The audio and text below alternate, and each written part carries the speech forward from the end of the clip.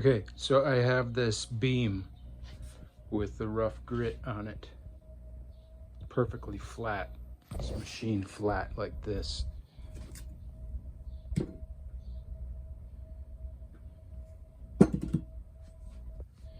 So first I adjusted the truss rod to take all the tension out of it. If it started to get a bow in it, then I would stop releasing it when it was flat. But this one, I released it all the way, and there's still a rise in the center, right in the middle here. So after assessing that, I started scrubbing with this, and that bared out. Look, I was hardly taking off any here on the first fret, but then around the 5th fret, it's pretty heavy, and the 7th and the 12th, all through there, it's grinding pretty hard. But then at the end here, barely any. So at the beginning, you're only worried about these first few frets and where they're touching.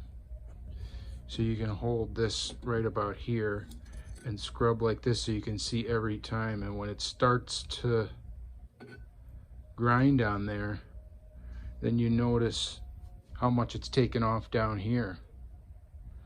So now we know that it's pretty flat all the way to the middle of our playing field here. It's pretty flat by taking down this much. But there's still a rise there, and we need to get these more. So now I'm gonna scrub it down here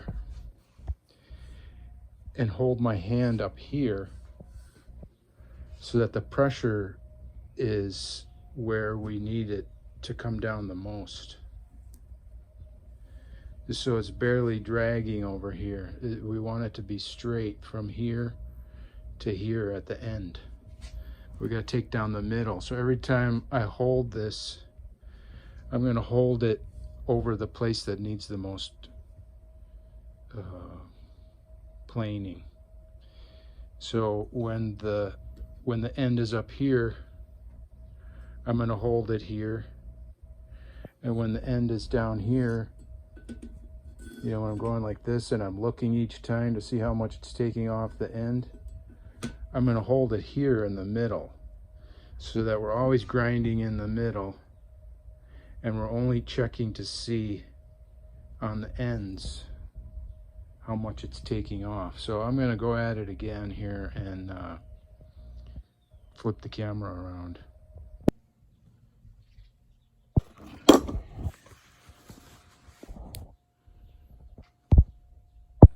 So here's what the ends of the frets look like now. They're beveled, but they have like a square corner on there.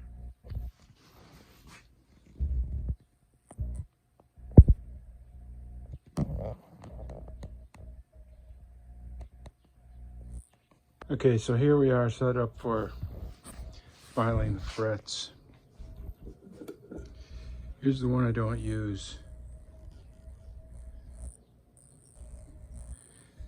It's worn out. So it works okay for polishing. See how it's got an edge here that rides on the fingerboard. So once your frets have been dressed already a couple times, then it doesn't even go far enough into the groove. So you need tall frets for this one to work. But this part here is replaceable. You just take out the set screw. I got another one, but I can't find it. Trouble with some of these lutherie tools, like none of the parts are interchangeable with other tools, because this guy just makes this, and he just makes one tool. So this is the one I use right here. See how you're just able to file one side at a time. Look at the beginning of it, it's all worn out. So these might be different radiuses. I think they're the same. No, let me take that back. Yeah, this is the same radius on both sides. So you can use it this way on the right side, and you flip it over and do the left side. But for some reason, I just use one side and I can get the whole thing. I don't know which side I like better. I just flip it over until pretty soon I realize I'm not flipping it over anymore because I have it on the side that I want. So, you know, like here we are on the left side, and then here we are on the right side. So a lot of people use these fret protectors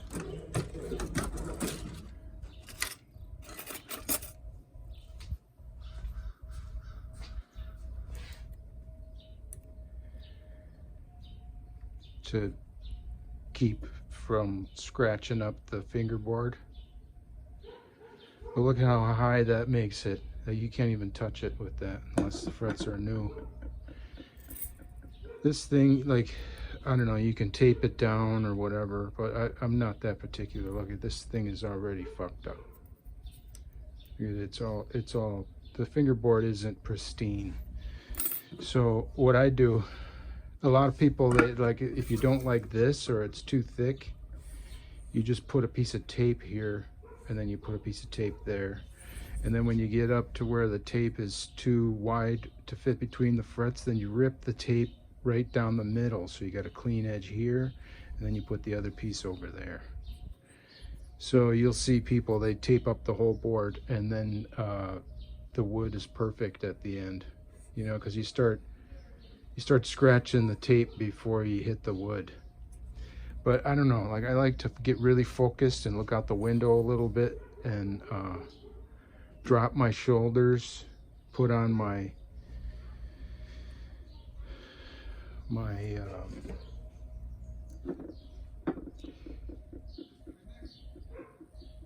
these reading glasses. I got reading glasses style safety glasses.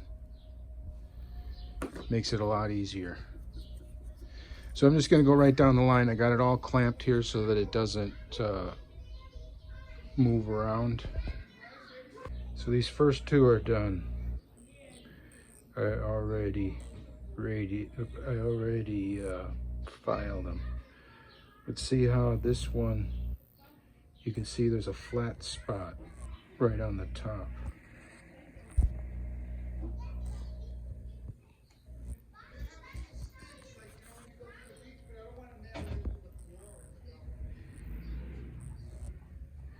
So these haven't been filed round yet.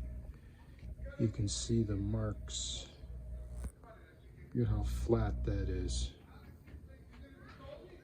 So we're going to file, we're going to blend the sides of the fret into this new height that we have established with the planer. Do that on every one. Okay, I already did the first one, but that was because I didn't know that I wasn't recording. So I'm just gonna move this back and forth and blend. I'm gonna take out all the lines that are going this way. But I'm gonna start on the sides and round it right to that, right in the center. So I'm going to take the ends off the lines first, and I'm going to work my way right to the middle.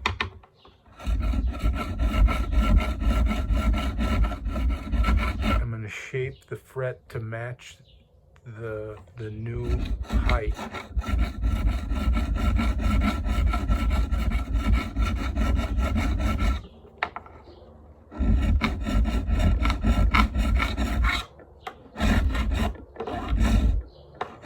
Maintain the radius.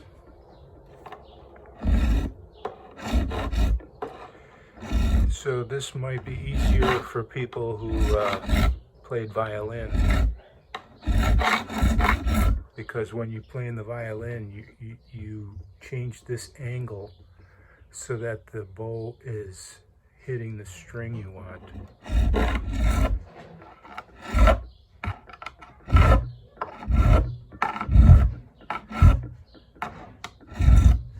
Okay, so that looks pretty good.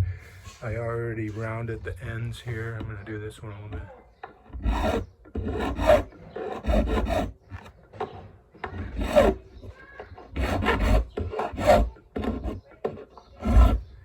Careful not to leave chatter marks that you'll have to remove later. So I'm going to show you that.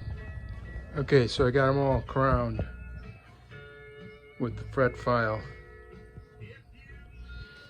And they're kind of rough compared to what you'd want. I mean, you could string it up and play it like this. And if you're a vibrato guy, you'll get a lot of noise, which I like.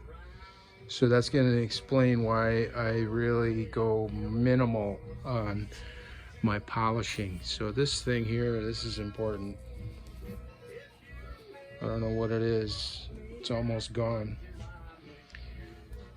What's another one? This one. I think I'm going to start here on this one.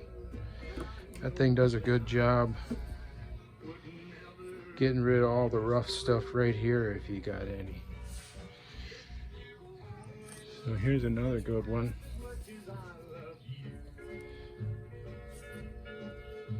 That's almost gone. There's nothing left on it, but it works.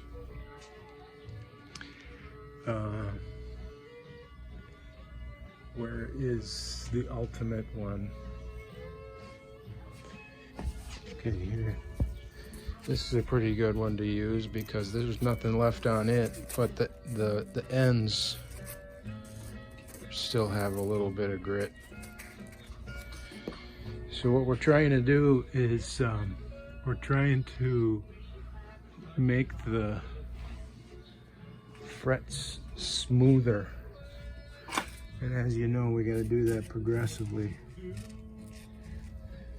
Here's a couple. I'm looking for the specific one.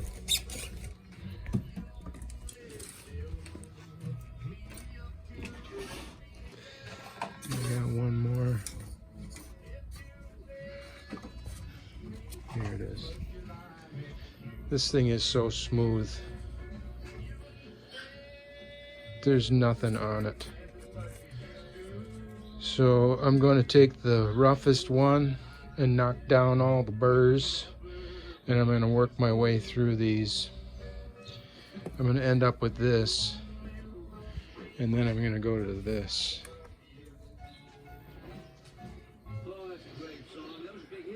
That is lemon oil and dirt.